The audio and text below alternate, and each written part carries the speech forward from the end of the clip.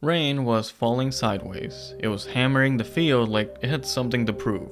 His boots were sinking deeper into the thick Georgia mud with every step he took, and the headlights of his Ford F-250 could barely cut through the torrential downpour. Beside him, soaked to the bone and laughing like a madwoman, his girlfriend Jess was hanging on to an armload of firewood as her hair was plastered on her face. The floodwaters hadn't reached them yet, but the river was coming, and fast.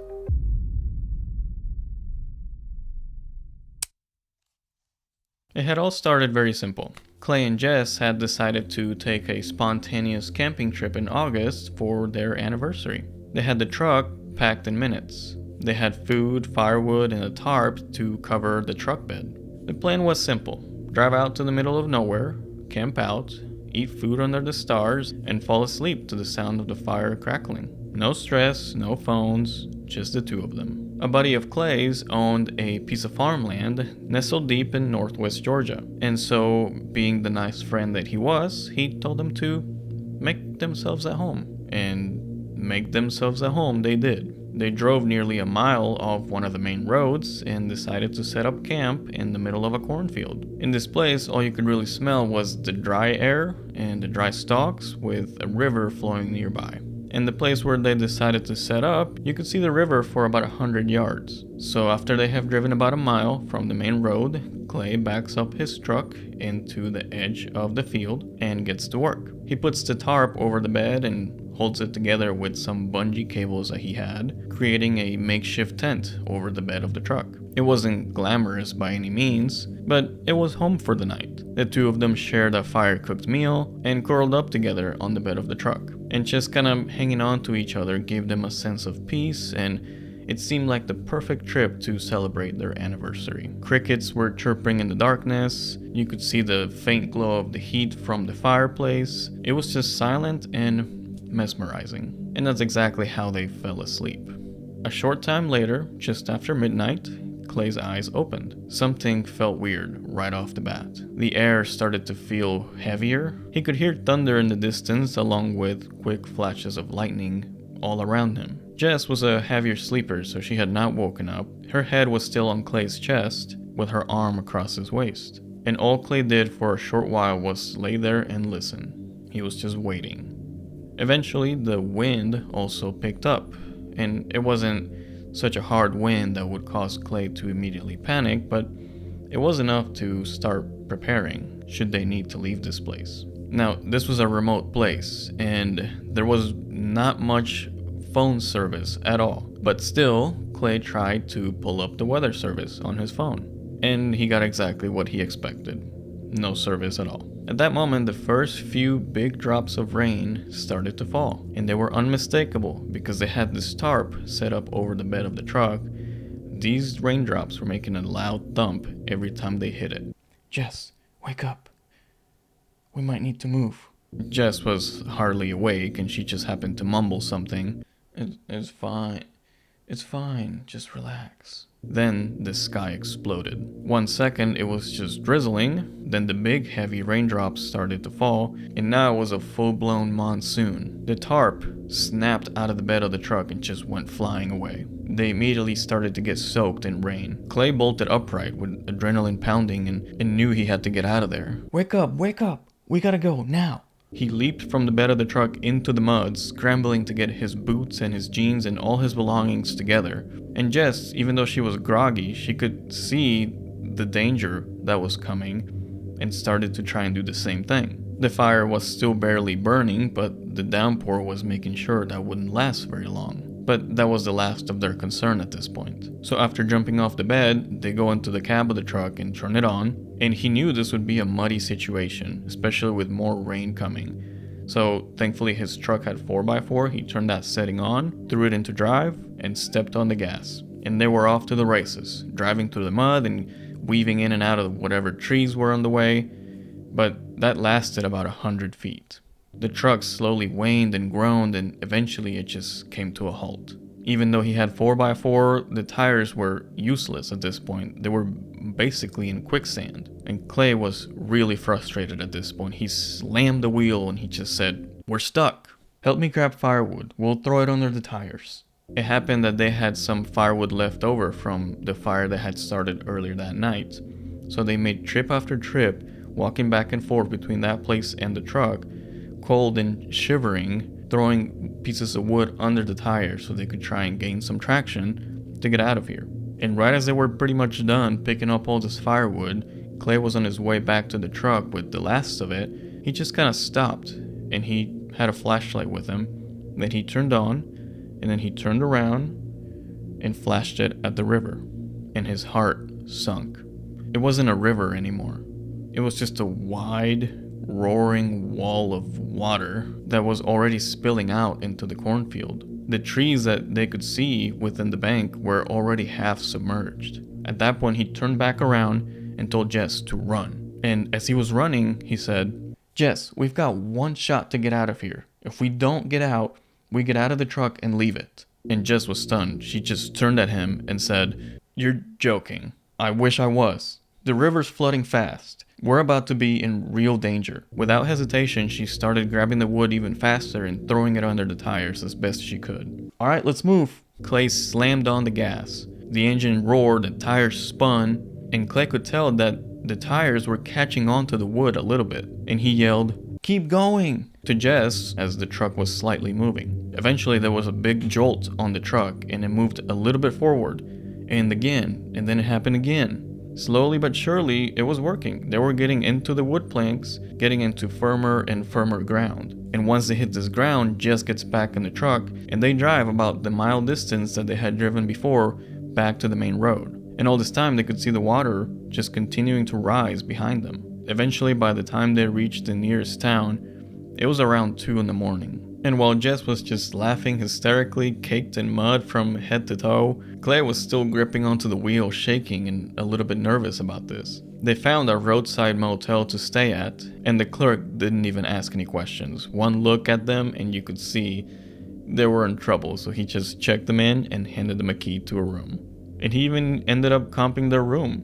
He said, "Y'all need it more than I do." And the rain continued on. It didn't stop until morning. Later the next day, Clay and Jess returned to the farm to check on the damage and see if they could recover anything they had left. But they parked on the main road this time and decided to walk in because they didn't want to risk the truck getting stuck again. And they found that the place where they had gotten stuck before and Jess was shoveling those wood planks under the tires, all of that was now covered in water. And even farther, the place where they had slept in and camped, that was completely covered as well. The fire pit was nowhere to be seen, and when Clay called the landowner to tell them what happened, the man sounded stunned, saying that he had only seen that river flood once in 50 years, and it had never been that bad. And they still talk about that to this day, not because of the chaos, but because of how close it had been to not getting out. When you wake up in the middle of the night, you're so tired that it would have been so easy to just brush off the storm and let it rain. But should they have waited even like 5 more minutes? Who knows if they would have gotten out of there. The wood planks may have been swept away by then, and now their truck was stuck, and their only option would have been to run. That was a decade ago, and today, Clay and Jess are married, and their idea of camping has evolved to a 3-star hotel, at the very least. No tents, no tarps, and definitely no riverbanks. They're very happy just seeing the rain from their window.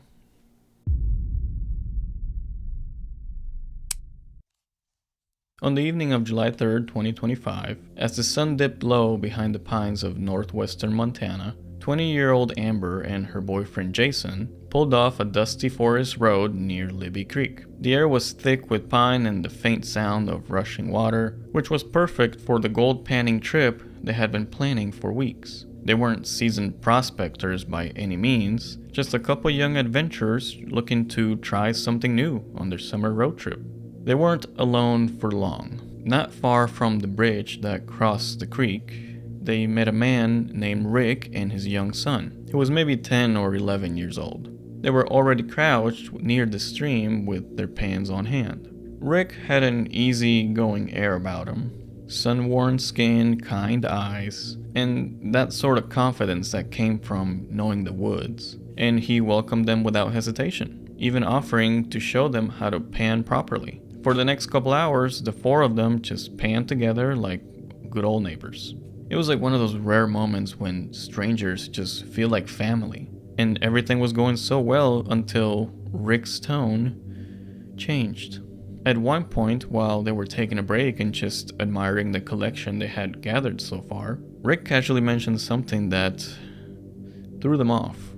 You know, my boy and I found a human arm not far from this spot, just down the trail behind the trees. Jason looked up. Oh, you mean like a mannequin? Or no, an actual arm. Skin, bone, everything. Clean cut. And his son seemed to agree with this. It was real. We saw it. The forest suddenly didn't feel so calm and friendly anymore. Rick went on to explain how people disappear in these woods all the time, and most of them are never found. He spoke about people living off the grid, hiding out for who knows what reasons. According to him, after the recent wildfires, government estimates suggested that more than 10,000 people were living scattered and unseen in Montana's backwoods. And this story wasn't the only thing that unsettled Amber. It was the way Rick told it. It wasn't like he was telling a ghost tale around the campfire, but more like a casual warning, as if to say, don't trust what you can't see out there. Sometime later, around 8:30 at night, as the temperature dropped a little bit, Amber decided to walk off on her own back to the car to try and grab a sweatshirt. While she was rummaging in the backseat through her clothing, a dark gray truck with a hard canopy rolled slowly by. Two dogs were inside and they were barking, and Amber didn't think much of it at the time. It was probably just another local heading home or to a nearby camp. So she continued to look through her clothing, found her hoodie, put that on, and started walking back to return to the creek. An hour later, about 9:30, Rick and his son had packed up and decided to leave for the night. They got into their car and just disappeared up the road, which means now Amber and Jason were left alone. And while it was nice to be alone, they were pretty much done panning as well, so about 5 minutes later, they decided to do the same. So they started their walk back to their car. And as they were walking back, they decided maybe it was a little too early. Let's go check out this other portion of the creek. We'll do some more panning there before we head home. Jason crossed the bridge they had crossed earlier, while Amber went to the car by herself again. Except this time she wasn't looking for anything, she would just sit in the car and wait for Jason. And even though it was getting late, the visibility was still okay to where you could see the shades of the trees, and if there happened to be a person nearby, you could see them too. It was nothing too weird until a certain feeling hit. Something to know about Amber, she wasn't the person who easily got spooked. She had grown up hiking in cougar country. She had definitely seen a bunch of things that made her heart race. But this was different. Her instincts weren't just whispering, they were screaming at her to get out. Moments later, Jason comes hustling back, and Amber could tell that he was visibly rattled. He slides into the passenger seat and just mutters, "I don't know why, but I felt like someone was watching me, like really close." But before Amber could say anything back to him, headlights turned on in front of them. It was that same gray truck that had passed by earlier with the dogs. But this time, it didn't just roll by, it actually stopped, right in the middle of the bridge. And whoever was driving this truck, they backed up a little bit and turned their car to block the path of the bridge. Then this person gets out of the car and starts walking towards Amber and Jason. It was a man, but he was alone now, no dogs. As he was walking towards them, he said, "What are you two doing out here?" And they could see that his eyes didn't quite match his tone. Jason tried to keep things polite, so he said, "Oh, we're just leaving now. We were gold panning earlier. Are you the landowner?" "Nope. Just out here to do some fishing."